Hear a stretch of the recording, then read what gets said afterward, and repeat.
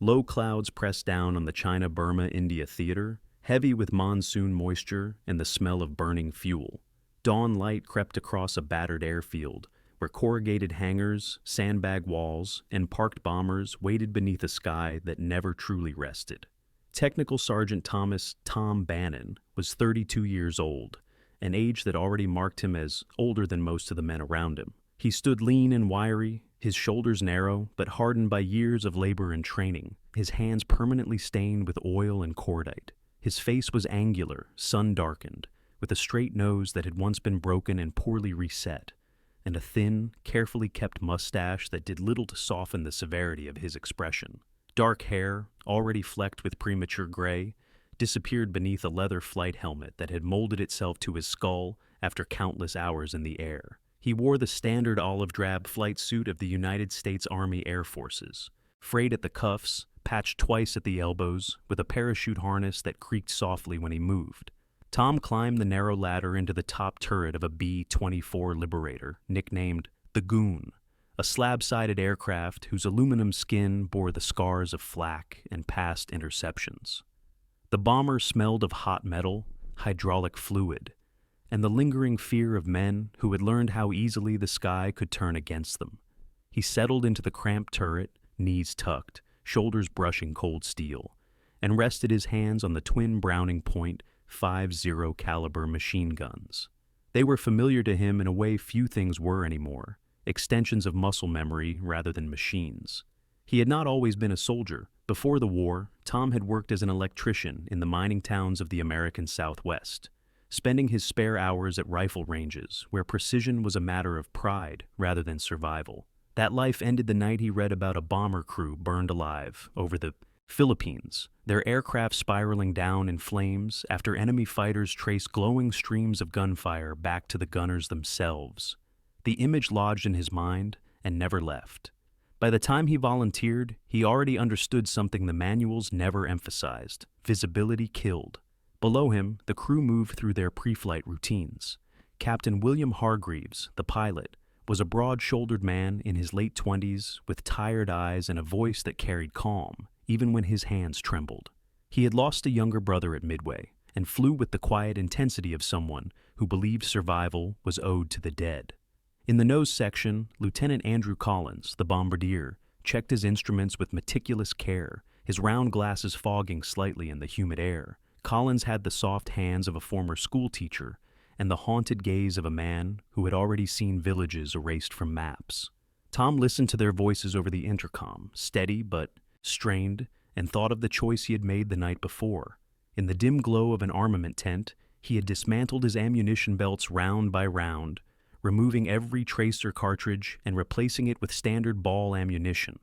The others had watched in disbelief. Tracers, they argued, were how you learned your aim in the chaos of combat. Tom had said nothing. He had simply kept working, hands moving with the calm assurance of someone who trusted skill over spectacle. War demanded obedience, but it also punished predictability. Tom had learned that lesson on his 7th mission when a neighboring Liberator took a direct hit to its turret after a Japanese fighter followed the bright arc of tracer fire like a hunter tracking a flare. The gunner never had time to scream. Since then, Tom no longer believed that following every rule was the same as doing what was right.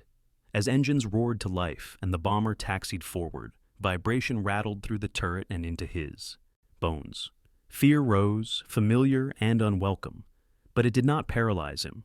It sharpened his attention, narrowed the world to angles, distances, and responsibility.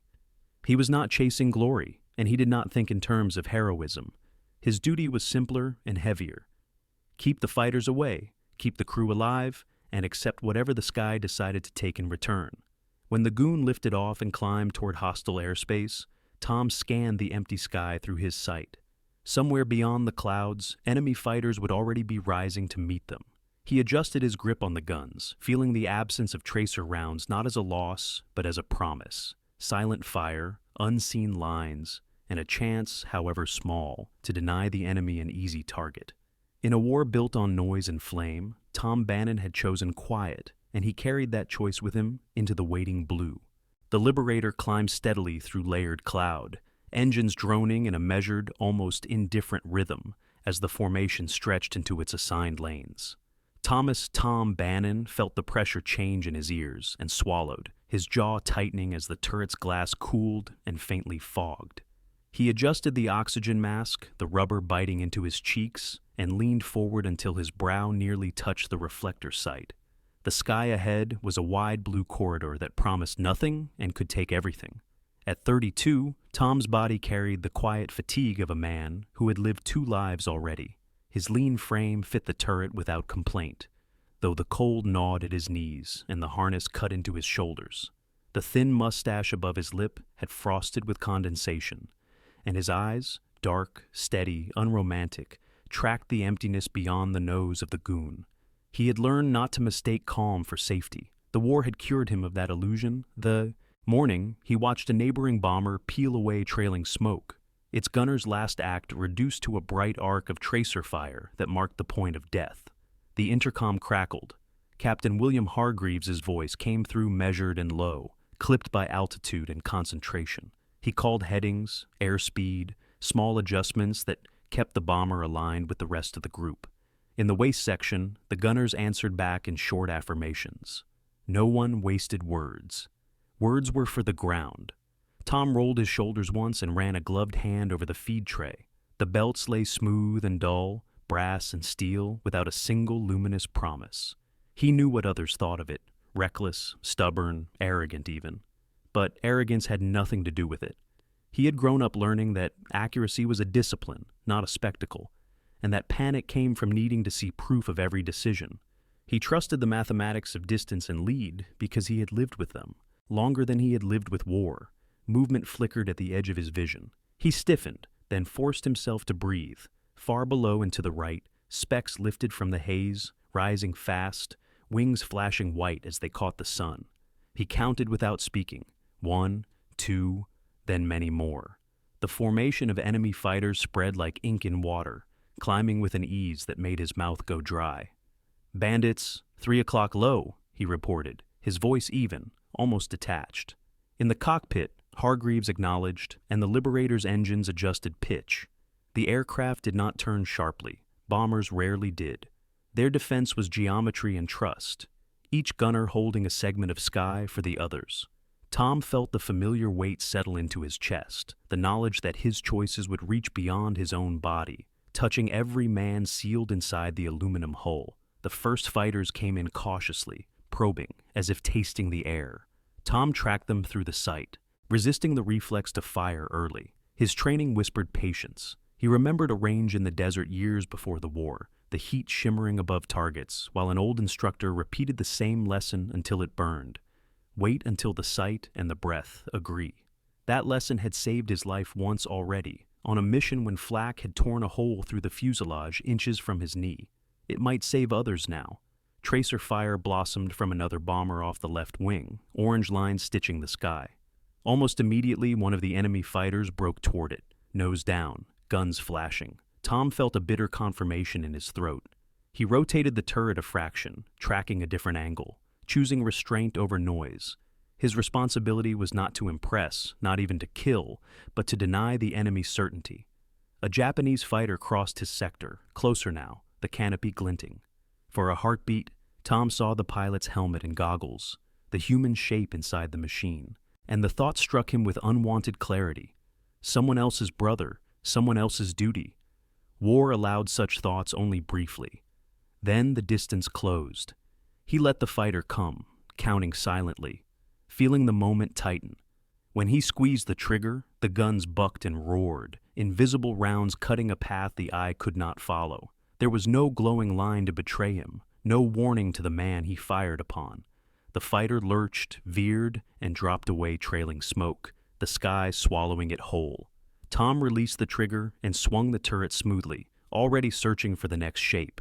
His heart hammered, not with triumph, but with a sober, pressing awareness of what he had done and what he would have to keep doing. Around him, the battle thickened. Engines howled, metal rang, voices rose and steadied again. But in his small sphere of glass and steel, Tom held to the quiet he had chosen. It was not mercy. It was survival, measured one decision at a time, carried forward until the sky decided otherwise. The air around the goon thickened as the formation pressed onward, the sky no longer an open corridor, but a narrowing funnel of threat and noise.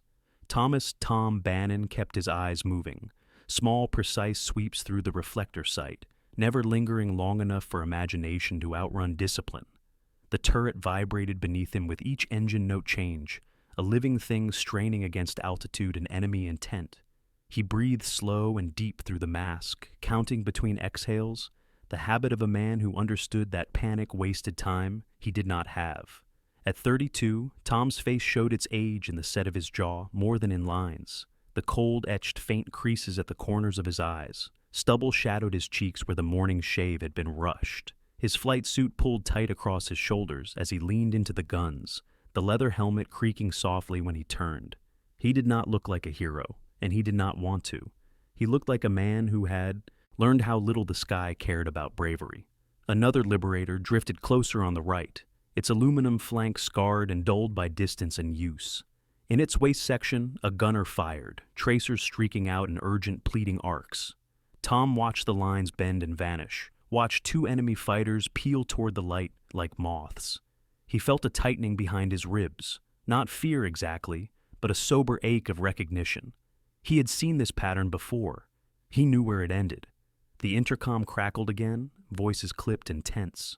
Captain Hargreaves called for minor corrections, his calm strained now by the knowledge that their margin for error was shrinking. In the nose, Lieutenant Collins reported sighting additional fighters climbing from below, his voice steady but thin. The crew was doing its work, so was the enemy. Tom tracked a shape angling up toward his sector, then let it pass. He was not hunting, he was guarding. That distinction mattered to him. He remembered a night, months earlier when Flake had shredded a bomber behind them, the explosion brief and violent, leaving only a widening hole in the formation. Afterward, in the quiet of the return flight, Tom had stared at his hands and wondered how many choices like his, seconds, angles, restraint, had gone unrecorded, indistinguishable from luck. A fighter crossed again, closer this time, nose lifted in a climb that brought it into his envelope. Tom waited until the geometry resolved, until lead and distance aligned without doubt. He fired in short, controlled bursts, each one deliberate, each one final. The enemy aircraft jerked, faltered, and fell away. There was no satisfaction in it, only relief edged with a familiar, unwelcome heaviness. He swung the turret on, scanning for the next threat, already bracing for what might come. Below, the clouds broke into patches, revealing a scarred landscape that slid past without comment. Somewhere down there were villages and roads and people who would never know how close this battle passed above them. Tom felt the weight of that knowledge press against his focus. He had grown up believing that skill could be separated from consequence. War had taken that belief apart piece by piece. A sudden shudder ran through the bomber. Metal rang like a struck bell, sharp and close. Tom's stomach tightened as he checked instinctively for damage, scanning seams and rivets through the turret glass. A burst of tracer fire from ahead stitched the air near the cockpit, and he knew someone else had been too visible, too predictable. He did not judge them. Judgment had no place here, only decisions did. He rotated the turret to cover the wounded angle, firing when he had to, holding when he could. Each choice carried the same quiet question. How much risk was he willing to accept for the sake of others? He thought of the men sealed in the fuselage below him, of the pilot's steady voice and the bombardier's careful hands. Responsibility was not abstract. It had names and faces. When the immediate pressure eased and the fighters drew back to regroup, Tom stayed alert, muscles taut, mind clear. The sky had not finished with them yet. He knew that, but for the moment, the line he drew with invisible fire held. He did not allow himself to think of outcomes beyond the next minute, the next angle. In a war that rewarded spectacle and punished hesitation, Tom Bannon continued to choose restraint, carrying the weight of unseen decisions as steadily as the guns in his hands. The enemy pulled back just long enough to make the waiting unbearable. The goon held its place in the thinning formation, engines straining as the bomber pressed forward with a wounded patience that felt almost human.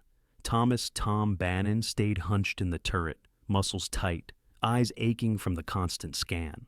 The sky had quieted, but it was the kind of quiet that came before the next demand. He did not trust it, At 32, Tom's endurance came less from strength than from habit. His lean body bore the fatigue openly now, shoulders burning, fingers stiff inside thick gloves. But his face remained set, the narrow mustache unmoved by the cold that crept into the glass enclosure. The leather of his helmet was darkened by sweat and oil, the chin strap biting as he leaned forward again. He reminded himself of the rule he had learned too late and paid for with sleep ever since. When the sky fell silent, you listened harder. The intercom carried fragments of the crew's tension. Captain Hargreaves' voice had lost some of its calm, replaced by an edge sharpened by damage reports. A hydraulic line had been nicked, nothing critical yet, but the margin was shrinking.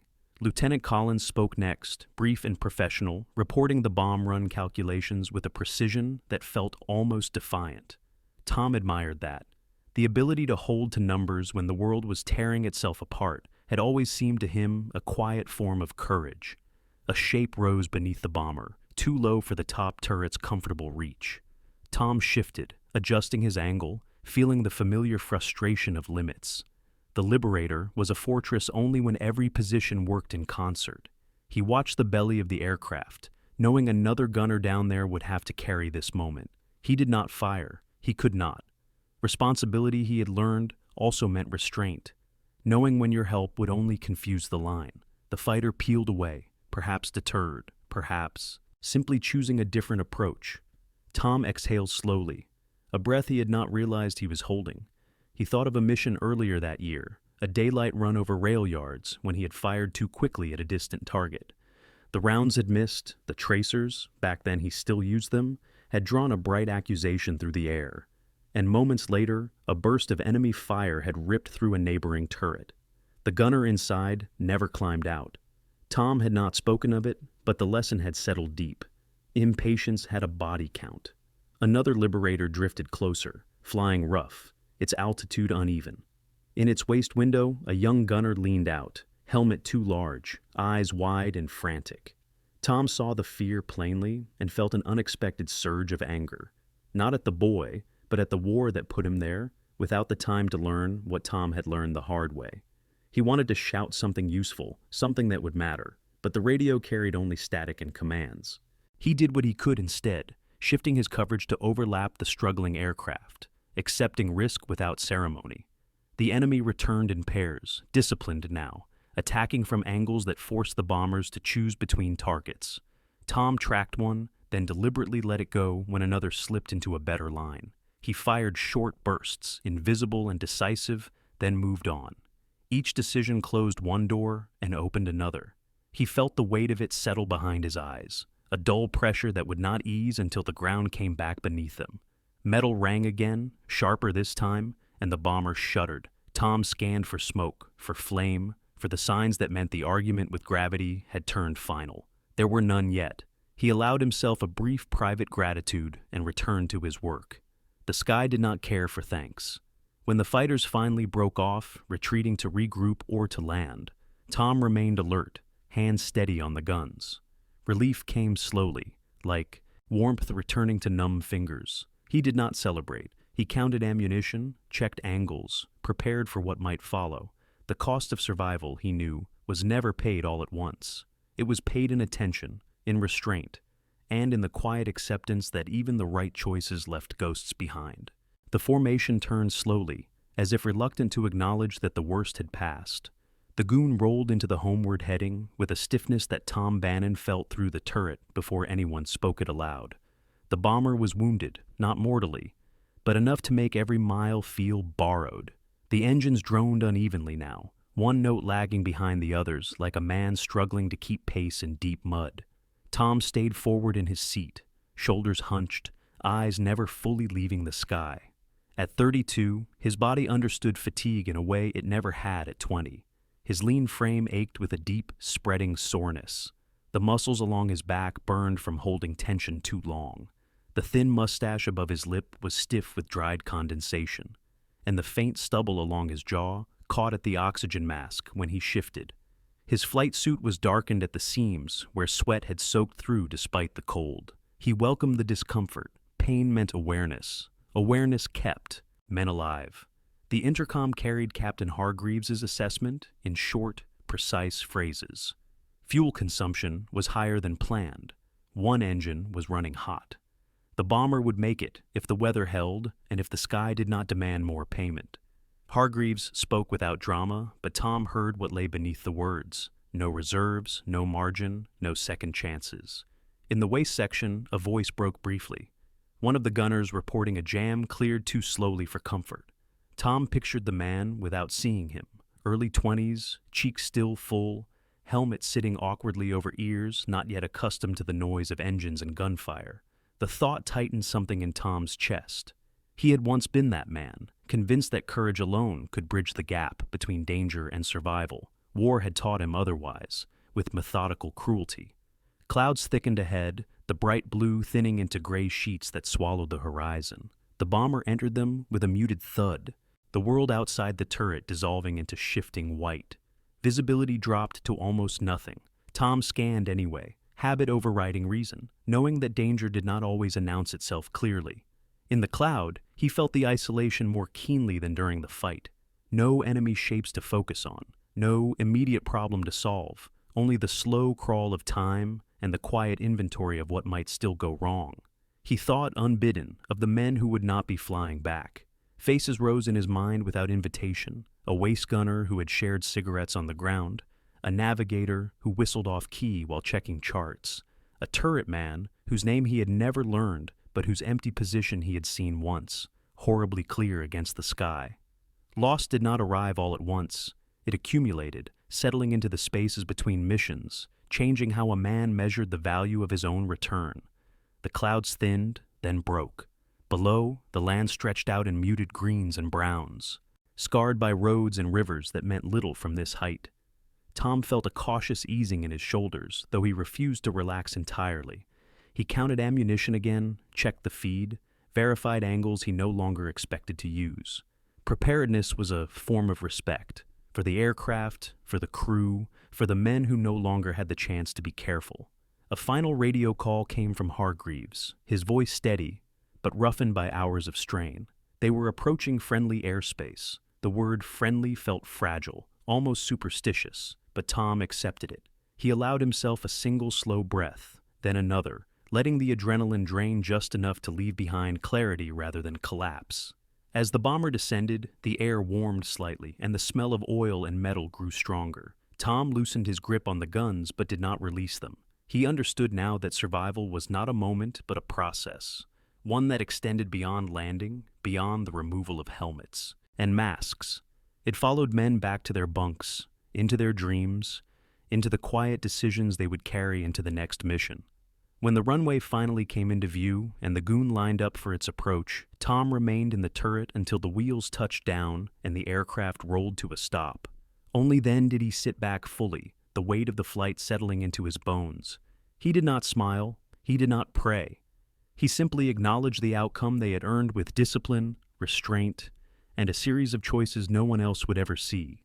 When the engines finally wound down and the propellers slowed to a ticking rest, the silence felt heavier than the noise that had preceded it. The goon sat on the edge of the strip like an exhausted animal, skin streaked with oil, one engine cowling darkened by heat. Tom Bannon remained in the turret longer than necessary, hands resting on cold steel, listening to the unfamiliar sound of nothing happening. In the air, stillness was danger. On the ground, it felt undeserved.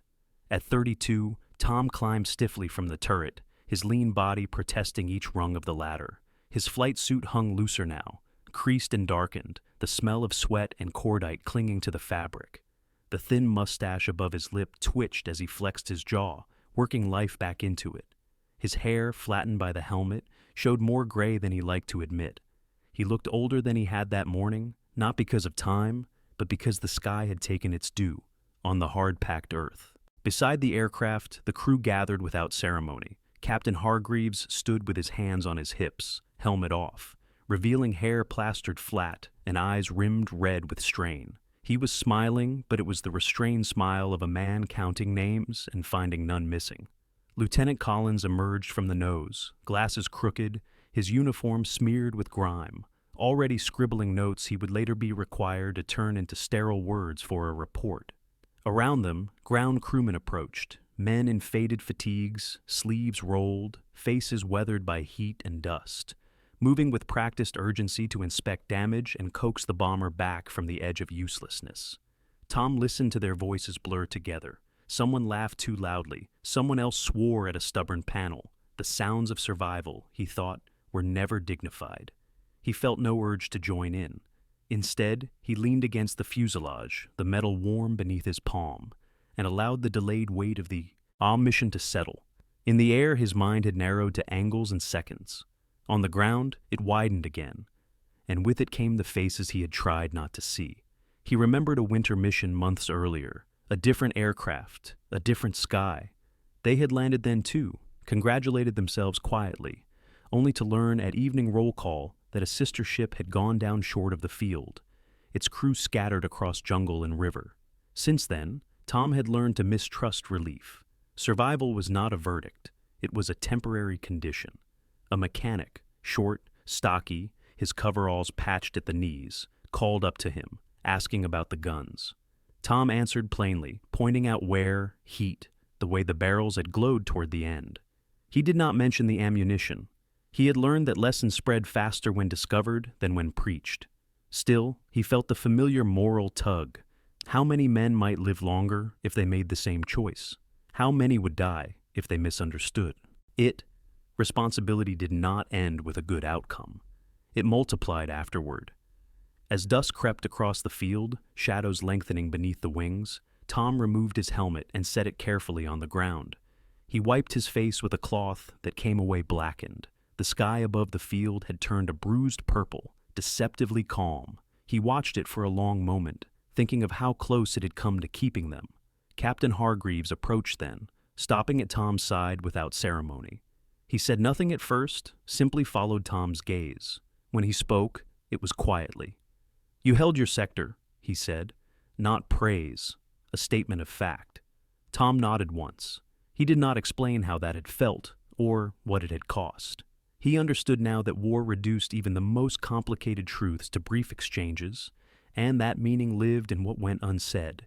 He picked up his helmet, heavier than before, and turned toward the dispersal area, where bunks and ration tins and restless sleep. He waited. As night settled fully, the airfield lights flickered on, dim and careful. Another mission would come. Another sky would demand its arithmetic. Tom walked away from the goon, knowing that the engines were quiet for now, and that this too was part of the burden he carried, to live with the choices that had worked, and to be ready to make them again. Morning came quietly, without ceremony or urgency, and Tom Bannon found that the absence of alarms unsettled him more than the sound of engines ever had. The airfield lay under a pale sky, dew clinging to the hard-packed earth. The bombers lined up like tired beasts at rest. The goons stood among them, patched and scarred, awaiting repairs that would never quite erase the story written into its skin. Tom sat on an empty ammunition crate near the aircraft, elbows on his knees, hands clasped loosely. At 32, he felt older than his reflection suggested, though the mirror would have shown it clearly enough. A lean frame pulled inward by fatigue, shoulders slightly rounded, dark hair thinning at the temples. The familiar mustache no longer trimmed with care. His flight suit was cleaner now, but still smelled faintly of oil and smoke, as if unwilling to let go of what it had absorbed. He had slept only a few hours, drifting in and out of shallow rest filled with fragmented images of sky and motion. Around him, the base resumed its routine with practiced indifference. Ground crews moved between aircraft, boots crunching softly, voices low. Somewhere, a generator coughed to life. War, Tom thought, was relentless not because it was loud, but because it continued. It did not pause to mark what had been endured. Captain Hargreaves crossed the field toward him, jacket unbuttoned, cap tucked under one arm. In daylight, the pilot looked younger than he had the night before, though the lines around his eyes had deepened. He stopped beside Tom and looked up at the bomber for a long moment. "They'll have her flying again," he said finally. It was not a promise, just an observation shaped by necessity. Tom nodded. He did not ask when. He had learned that time in war was elastic, stretching painfully in moments of waiting and snapping shut without warning when decisions were required. He thought of the men who would climb into the aircraft next, of the angles they would watch, the fire they would face. He wondered what lessons they would be allowed to learn before the sky tested them. A young replacement gunner passed nearby, helmet slung awkwardly at his side, uniform still stiff with newness. He glanced at Tom with a mixture of curiosity and apprehension, then looked away quickly. Tom recognized the look. He remembered wearing it himself, long before he understood that survival was not about fearlessness, but about choosing carefully which rules mattered most. He considered calling the boy over, offering advice, but stopped himself. Words given too early often sounded like superstition. Understanding came only after the first real test. Instead, Tom stood and stretched slowly, joints protesting, and walked once more around the goon. He ran his hand along the fuselage, feeling the uneven patches where damage had been repaired in haste. Each mark represented a moment when something had nearly ended. Each also meant that it had not. The aircraft was not brave. It was not lucky. It endured because men made decisions that kept it aloft. That, Tom believed, was the closest thing to meaning the war allowed. He paused beneath the turret and looked up at the glass dome that had been his world for so many hours. Inside it, he had made choices no one would record in reports or commendations. He had fired when restraint had failed and held fire when impulse demanded noise. He had accepted the quiet burden of responsibility without expectation that it would be noticed. That too would remain unspoken. As the sun rose higher, orders would come. Another briefing, another mission. Tom knew this without needing to be told. The war had not changed because he survived one flight, or because his choices had worked this time. But he had changed, incrementally and irrevocably, shaped by the knowledge that survival carried obligations of its own. He picked up his helmet and turned away from the bomber, walking back toward the low buildings that house bunks and mess tables and the fragile illusion of normalcy. Behind him, the goon stood silent, a witness more than a weapon now. Tom did not look back. He carried with him what mattered: the discipline to choose carefully, the memory of those who had not returned, and the understanding that the most consequential acts in war were often the ones that left no visible trace at all.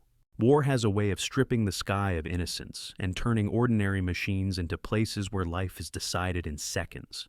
It asks men to trust metal, training, and one another, then demands they carry the consequences long after the engines fall silent. It offers no clear justice, no ledger where courage neatly outweighs loss. And yet, between the roar of gunfire and the quiet of landing wheels on dirt, something fragile sometimes remains.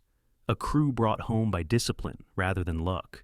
A choice made in restraint instead of impulse. A life saved because someone refused to be seen when being seen meant dying. Perhaps that is the only grace war ever allows. Not glory, but the decision to act with care when chaos would be easier. Not heroism shouted into history, but responsibility carried without witnesses. In our own lives, the battles rarely come with uniforms or aircraft. They arrive quietly, as exhaustion, doubt, grief, or moments when the easier choice tempts us to abandon what we know is right. The question, however, remains unchanged. When pressure closes in, will we reach for noise and certainty, or will we choose patience, restraint, and humanity? If this story stayed with you, let it move beyond the screen. Share it, so the men inside it are not reduced to statistics or forgotten tactics. Leave a comment and tell us where you are watching from. Your voice becomes part of remembering. And if you wish to walk with us through more true stories of courage, loss, and the quiet decisions that shaped history, consider subscribing. Some wars end with ceasefires and headlines. Their meaning survives only when we choose to carry it forward.